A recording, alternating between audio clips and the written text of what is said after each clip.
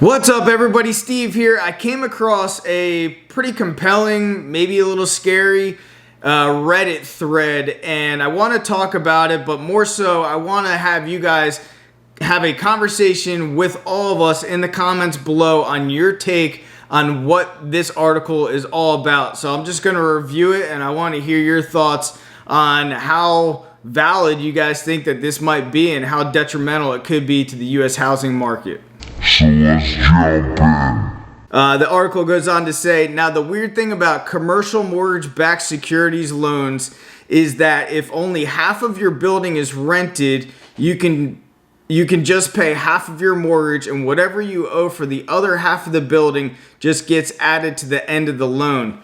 Now, this is related to commercial real estate, and you might be asking, why are we talking about commercial mortgage-backed securities and commercial loans if it's pertaining to the housing market? We're going to get into that. But how this loan, if you saw what just happened there, basically if half of your building isn't rented out, the lender would actually allow you to pay half of your mortgage, and then the other half just gets tacked onto your loan. In the residential sector of things, that's called a negative amortization loan, which just puts you in a really bad position, especially if you don't have the appreciation in real estate. Goes on to say, now say you can't rent out the other half of your building and you want to renegotiate the terms of your loan rather than just keep adding debt to the back of your loan.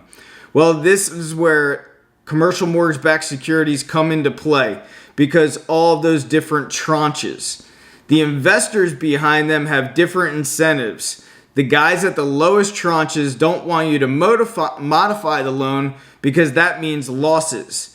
And they take those losses first, while the guys in the highest tranche want to modify the loans because it generates more income for them and they're not eating any losses. In most commercial mortgage-backed security agreements, you need a supermajority of 70 to 80% of the votes to get a loan modification. So to lower rents to market rents and get the building rented out, since you can't get a loan modification, you as the landlord have to write a check to the bank to make up the difference between the value of the building at the old higher rental rates and the value of the building at the new lower rates. Now, just as an example, if you got a commercial loan, and let's say it was a $10 million loan at a 5% cap rate, that's a $500,000 net operating income. But let's say the $500,000 net operating income went down to $400,000, that's a $100,000 spread. And if the bank is still going to require a 5% cap rate on that as just one form of analysis on the property, that would be bringing down the purchase or the value of that property down to $8 million. So that's a $2 million difference, where the owner of that building would have to basically pay down that debt amount. Now it goes on to say, or you can just do nothing, get an extra write-off for your taxes, which would be a loss, and hope some sucker comes in and rents at a higher price, or a different sucker comes along and buys the place from you, making it their problem. This is why you'll see so many empty storefronts with ridiculous asking price that landlords won't budge on. It's because they can't. March 2022 was when these commercial mortgage-backed security notes were going to start detonating, causing problems. Let's check, shall we see? We can see this graph go down. All right, now let's jump into how this could potentially devastate the U.S. real estate housing market. Okay, so that's 1/3 of the U.S. real estate market. What about the 2/3 of the market that's residential? Well, this is where it gets weird and how everybody, including me, kept missing it. Everyone who looks at the residential market thinks it's being bought by residents, and that all the people buying today are actually qualified buyers with good credit scores and jobs and such. And that is true for all the people buying houses where they're living. This is not a repeat of the 2008 subprime debacle with ninja, no income, no job. Basically, if you had a pulse, you could get a loan.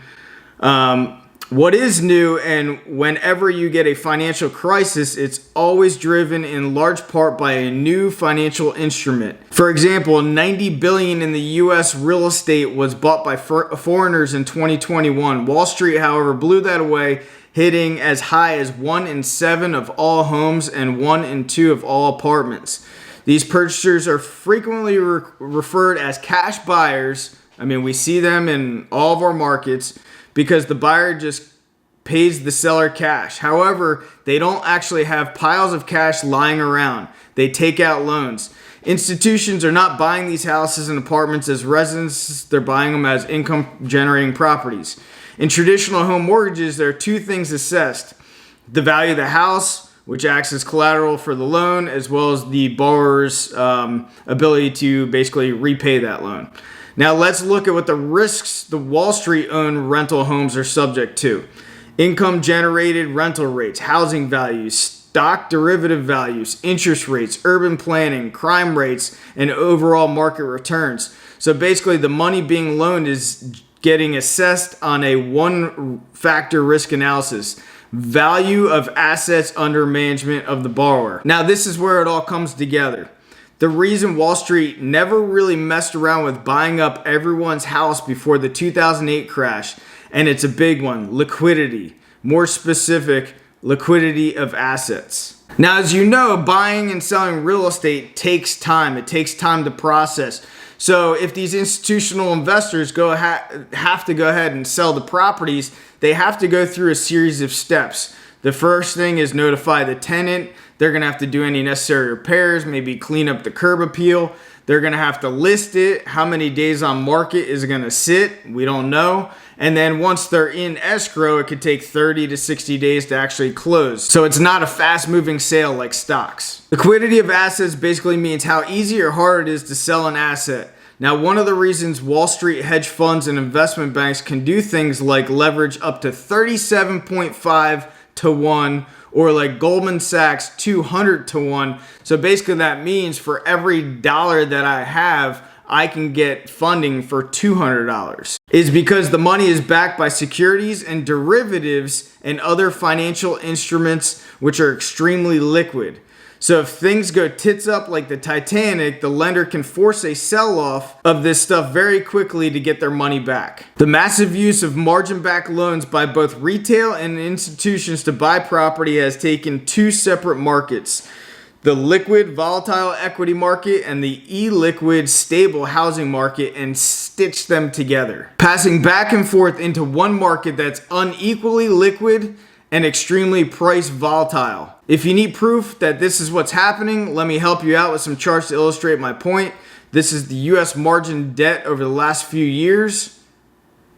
And then you can also see how it rises with housing values. And now margin debt is the amount of money traders have borrowed to buy new shares, including stock holdings as collateral, i.e. commercial mortgage-backed securities. So basically we got loans on inflated assets fueling loans on other inflated assets. Evergrande, which is the Chinese developer, hasn't made hundreds of millions of dollars of interest payments on bonds since September. A couple weeks ago, they failed to pay the principal payment on a maturing bond to the tune of $2.1 billion. So you would think that that means their debt is junk and they've defaulted, correct? Not so fast. Let's check what the big three rating agencies have to say about it. Fitch is RD, restricted default. S&P, selective default. Moody's, CAA1, rated as poor quality and very high credit risk. Notice what you're missing from all those is a D default. Now these rating agencies are garbage, but check out this article. The rating agency Moody's has agreed to pay $864 million to settle with the U.S. federal and state authorities over its rating of risky mortgage securities in the run-up to the 2008 financial crisis. So why is this? The reason that none of these agencies will put D on Evergrande bonds is twofold.